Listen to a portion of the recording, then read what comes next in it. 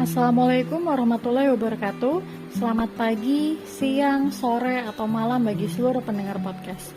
Perkenalkan, saya Asbana Harika, peserta Lasar CPNS Pemerintah Kabupaten Tanah Tidung Angkatan 40. Pada podcast kali ini, saya akan membahas materi tentang manajemen ASN dan Wall of Government atau disingkat WOG.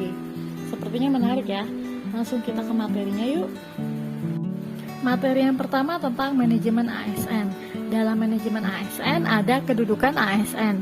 Pegawai ASN berkedudukan sebagai unsur aparatur negara yang menjalankan kebijakan yang ditetapkan oleh pimpinan instansi pemerintah serta harus bebas dari pengaruh dan intervensi semua golongan dan partai politik. Berikut beberapa konsep yang ada dalam Undang-Undang Nomor 5 Tahun 2014 tentang aparatur sipil negara. Pegawai ASN berdasarkan jenisnya. Yang pertama, pegawai negeri sipil atau PNS, dan yang kedua, pegawai pemerintah dengan perjanjian kerja. Yang kedua ada peran ASN. Dalam peran ASN terdiri dari tugas dan fungsi ASN. Tugas ASN yang pertama, melaksanakan kebijakan yang dibuat oleh pejabat pembina kepegawaian sesuai dengan ketentuan peraturan perundang-undangan.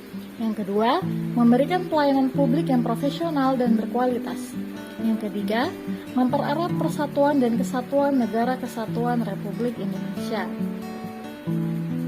Sedangkan fungsi ASN, yang pertama pelaksana kebijakan publik, yang kedua pelayanan publik, yang ketiga perekat dan pemersatu bangsa.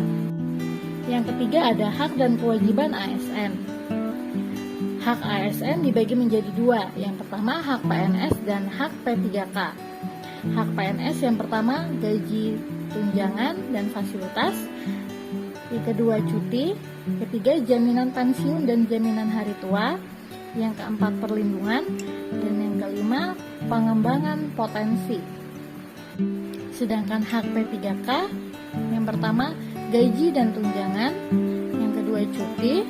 Ketiga perlindungan. Keempat pengembangan potensi.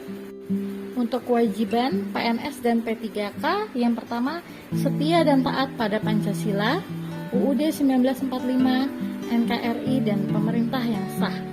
Yang kedua, menjaga persatuan dan kesatuan bangsa. Yang ketiga, melaksanakan kebijakan yang dirumuskan pejabat pemerintah yang berwenang. Keempat, menaati peraturan perundang-undangan. Kelima, menunjukkan integritas dan keteladanan dalam sikap, perilaku, ucapan, dan tindakan kepada setiap orang, baik di dalam maupun di luar kedinasan. Keenam, menyimpan rahasia jabatan dan hanya dapat mengemukakan rahasia jabatan sesuai dengan ketentuan peraturan perundang-undangan. Ketujuh, melaksanakan tugas kedinasan dengan penuh pengabdian, kejujuran, kesadaran, dan tanggung jawab. Kedelapan, bersedia ditempatkan di seluruh wilayah Negara Kesatuan Republik Indonesia. Yang keempat ada kode etik dan kode perilaku ASN. Yang pertama, melaksanakan tugasnya dengan jujur, bertanggung jawab, dan berintegritas tinggi. Yang kedua, melaksanakan tugasnya dengan cermat dan disiplin. Ketiga, melayani dengan sikap hormat, sopan, dan tanpa tekanan. Keempat, melaksanakan tugasnya sesuai dengan ketentuan peraturan perundang-undangan. Yang kelima, melaksanakan tugasnya sesuai perintah atasan atau pejabat berwenang, sejauh tidak bertentangan dengan ketentuan peraturan perundang-undangan dan etika pemerintahan. Keenam, menjaga kerahasiaan yang menyangkut kebijakan negara. Ketujuh, menggunakan kekayaan dan barang milik negara secara bertanggung jawab, efektif, dan efisien. Kedelapan, menjaga agar tidak terjadi konflik kepentingan dalam melaksanakan tugasnya. Kesembilan, memberikan informasi secara benar dan tidak menyesatkan kepada pihak lain yang memerlukan informasi terkait kepentingan kedinasan.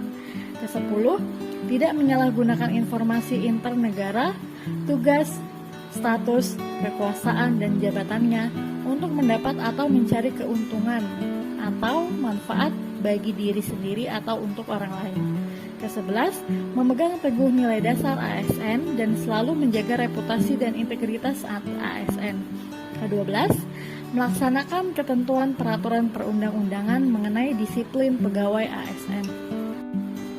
Konsep sistem merit dalam pengelolaan ASN. Sistem merit adalah kebijakan dan manajemen ASN yang berdasarkan pada kualifikasi, kompetensi, dan kinerja secara adil dan wajar dengan tanpa membedakan latar belakang politik, ras, warna kulit, agama, asal-usul, jenis kelamin, status pernikahan, umur, atau kondisi kecacatan. Pelaksanaan sistem merit dalam komponen pengelolaan ASN dibagi dua. Yang pertama, perencanaan, dan yang kedua, monitoring, penilaian, dan pengembangan.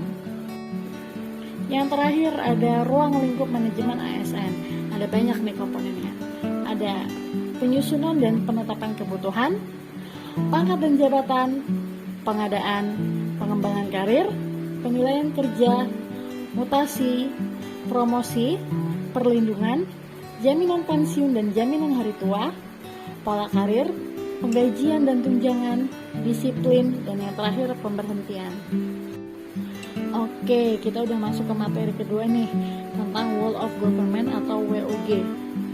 WOG adalah sebuah pendekatan penyelenggaraan pemerintahan yang menyangkut upaya-upaya kolaboratif pemerintah dari keseluruhan sektor dalam ruang lingkup koordinasi yang lebih luas. Dikenal sebagai pendekatan inteligensi atau pendekatan yang melibatkan sejumlah kelembagaan yang terkait dengan urusan-urusan yang relevan. Yang kedua ada pentingnya Whole of Government. Dalam pentingnya WOG ini terbagi menjadi 3. Adanya faktor-faktor eksternal seperti dorongan publik dalam mewujudkan integrasi kebijakan, program pembangunan, dan pelayanan. Yang kedua, faktor-faktor internal dengan adanya fenomena ketimpangan kapasitas sektor sebagai akibat dari adanya nuansa kompetisi antar sektor dalam pembangunan.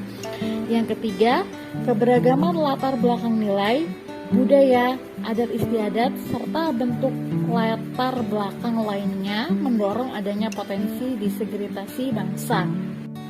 Yang ketiga ada cara mempraktekkan WOG di beberapa negara.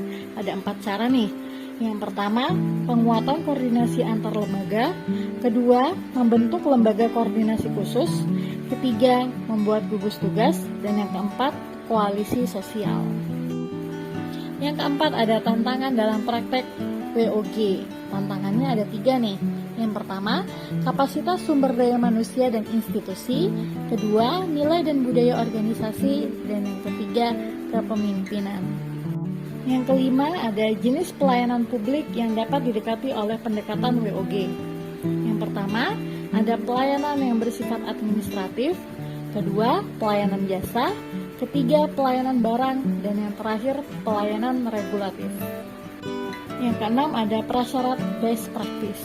Shergold merumuskan prasyarat untuk penerapan WOG yang baik ada 4. Yang pertama, budaya dan filosofi. Kedua, cara kerja yang baru. Ketiga, akuntabilitas dan intensif. Yang terakhir, cara baru pengembangan kebijakan, mendesain program dan pelayanan. Yang ketujuh ada WOG dalam lingkup penyelenggaraan negara. Pelaksanaan tugas dan wewenang masing-masing lembaga negara itu pada hakikatnya adalah untuk menyelenggarakan kekuasaan negara. Sistem penyelenggaraan negara merupakan aktivitas dari lembaga eksekutif, legislatif, dan yudikatif atau seluruh lembaga negara dalam rangka mencapai tujuan berbangsa dan bernegara. Yang kedelapan ada WOG dalam lingkup penyelenggaraan pemerintahan negara. Yang pertama, Presiden Republik Indonesia memegang kekuasaan pemerintahan menurut Undang-Undang Dasar. Dan yang kedua, sistem penyelenggaraan pemerintahan negara adalah keseluruhan penyelenggaraan kekuasaan pemerintah atau executive power. Yang terakhir, ada WOG dalam lingkup penyelenggaraan pemerintahan daerah.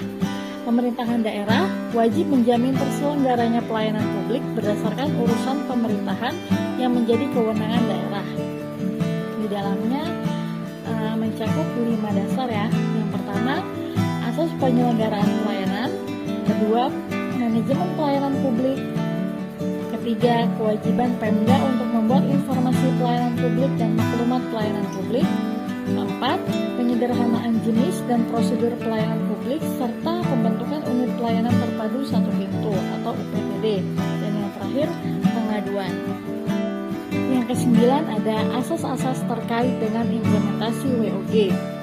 Asas-asas tersebut yang pertama ada asas kepastian hukum, asas kepentingan umum, asas akuntabilitas, asas proporsionalitas, asas profesionalitas, asas keterbukaan, asas efisiensi, dan yang terakhir asas efektivitas.